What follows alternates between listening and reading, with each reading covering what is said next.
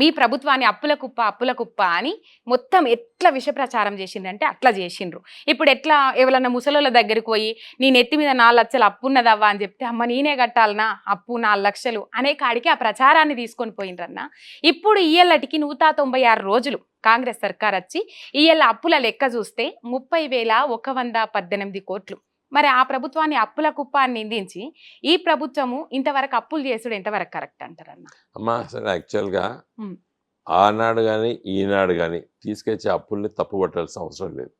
ఎందుకంటే ప్రభుత్వాలు అదే నిరంతర ప్రక్రియ.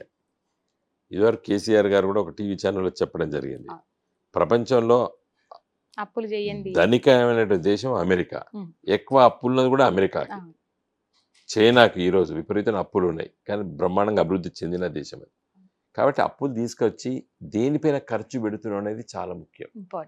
కేసీఆర్ గారు తీసుకొచ్చిన అప్పులు ఇవాళ కరెంటు ఉత్పత్తి కేంద్రాలపైన తీసుకొచ్చారు, తర్వాత వ్యవసాయానికి ఉపయోగపడేటువంటి ప్రాజెక్టులపైన తీసుకొచ్చారు, తర్వాత మిషన్ భగీరథకి మంచినీటి సౌకర్యాన్ని తీసుకొచ్చారు.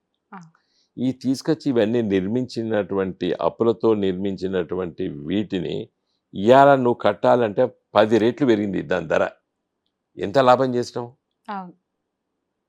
ఇలా మీరే ఒక ప్రభుత్వ ఉద్యోగి అనుకోండి, ఒక టీచర్గో లెక్చరర్గానో ఒక ప్రొఫెసర్గో రిక్రూట్ అయ్యారు.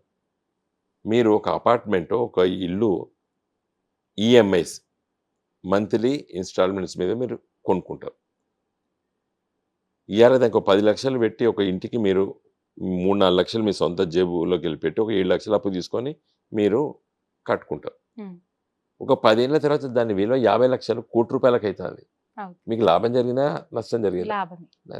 ఇవాళ కేసీఆర్ గారు తీసుకొచ్చినప్పుడు అప్పు తీసుకొచ్చి కాళేశ్వరం ప్రాజెక్ట్ కానీ లేకపోతే పాలమూరు ఎత్తిపోతల ప్రాజెక్ట్ కట్టినప్పుడు ఇనుము ధర ఎంత ఉండే, సిమెంట్ ధర ఎంత ఉండే, భూమి సేకరణ చేస్తే 3 లక్షలకు 5 లక్షలకు ఎకరం దొరికింది. ఇలా దొరుకుతా ఇలా 20 లక్షల కన్నా ఎవరు ఇయర్ భూమి. సిమెంట్ ధర డబుల్ త్రిబుల్ అయింది, ఇనుము ధర పెరిగింది, తర్వాత లేబర్ ఛార్జెస్ పెరిగినాయి. మనం ఆ రోజు అప్పు తీసుకొచ్చినాం కాబట్టి కట్టినాం కాబట్టి ఇలా ఒక ఆస్తి చిరాస్తులు ఉన్నాయి. అప్పు తీసుకొచ్చి ఫుజుల్ ఖర్చు పెట్టలేదు, అప్పు తీసుకొచ్చి పెన్షన్లు ఇవ్వలేదు, అప్పు తీసుకొచ్చి జీతాలు ఇవ్వలేదు, అప్పులు తీసుకొచ్చి వృధా ఖర్చులు పెట్టలేదు. అప్పు తీసుకొచ్చి ఒక ఇన్ఫ్రాస్ట్రక్చర్ మీద పెట్టాం, స్థిర ఆస్తుల మీద పెట్టాం కాబట్టి దాని విలువ 10 రెట్లు పెరిగింది. ఇలా నాజన్ సార్ కట్టినప్పుడు 300-400 కోట్లకు కట్టాను. ఆ రోజు కూడా అప్పు తీసుకొచ్చాను 100-200 కోట్లు. ఇలా నువ్వు 1,00,000 కోట్లు పెట్టా కాదు, 50 ఏళ్ళ.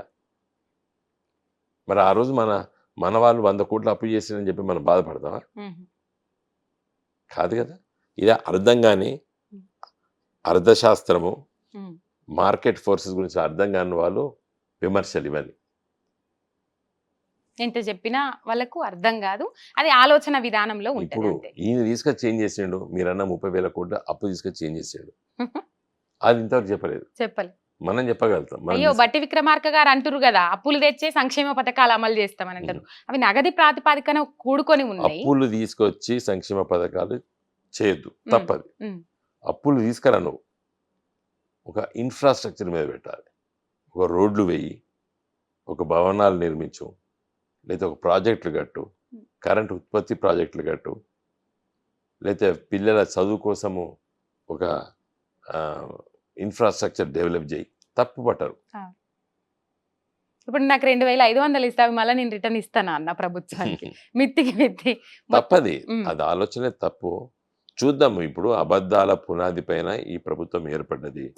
వాళ్ళు ప్రభుత్వానికి వస్తామని చెప్పి హామీలు ఇవ్వలేదు, విచ్చలవిడిగా హామీలు ఇచ్చారు. ఆ హామీలు నిలబెట్టుకోవడం లోపల ఘోరంగా విఫలమవుతారు. ఇవన్నీ కూడా ప్రజల దగ్గరికి మేము తీసుకెళ్తాము, ప్రజల్ని చైతన్యపరుస్తాము. ఈ ప్రభుత్వము ప్రజల సంక్షేమ ప్రభుత్వం కాదని రుజువు చేస్తాము. తప్పనిసరిగా ఈ 4-5 సంవత్సరాల కూడా ప్రజల మన్ననలు పొందుదాము. మేము తప్పనిసరిగా మళ్ళీ అధికారంలోకి వస్తాము. ప్రజల బాగోగులు చూసేటువంటి అవగాహన మాకే ఎందుకున్నదంటే మేము ఉద్యమాన్ని నడిపినాము. తెలంగాణ రాష్ట్రం పట్ల సంపూర్ణమైన అవగాహన మాకున్నది. ఏ ప్రాంతంలో ఎక్కడ ఏది ఉన్నది, ఏది చెయ్యాలని చెప్పి ఒక ఆలోచనలు మాకున్నాయి. కొత్త జిల్లాలు ఏర్పాటు చేశాం, ప్రజల దగ్గరికి సంక్షేమాన్ని తీసుకెళ్ళాము. ఈయన కొత్త జిల్లాలు తీసేస్తా అన్నాడు, తీయమని చెప్పండి.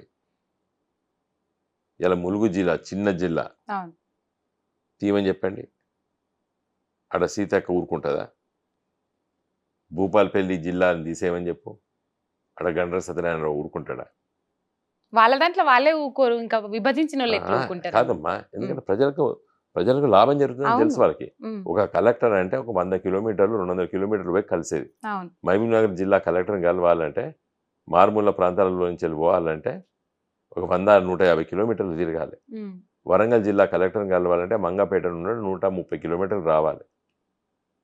ఇవాళ కరీంనగర్ జిల్లా కలెక్టర్ని కలవాలంటే కాటారం నుంచి వెళ్ళి దాదాపు 100 కిలోమీటర్ల నుంచి పోయి కలిసేది.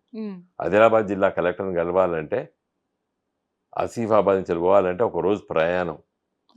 ఆ విధంగా ఉండొద్దని చెప్పి కొత్త జిల్లాలు ఏర్పాటు చేయడం జరిగింది. కేసీఆర్ చేసిండు కాబట్టి నేను తీసేస్తా అంటే ఊరుకుంటారా ప్రజలు? ఊరుకోరు, చీల్చి చెండాడుతారు. అంతే అన్న. ఓకే, థ్యాంక్ యూ అన్న, థ్యాంక్ యూ. మంచి టైం ఇచ్చిండ్రు, మంచి ఇంటర్వ్యూ ఇచ్చిండ్రు. Thank you.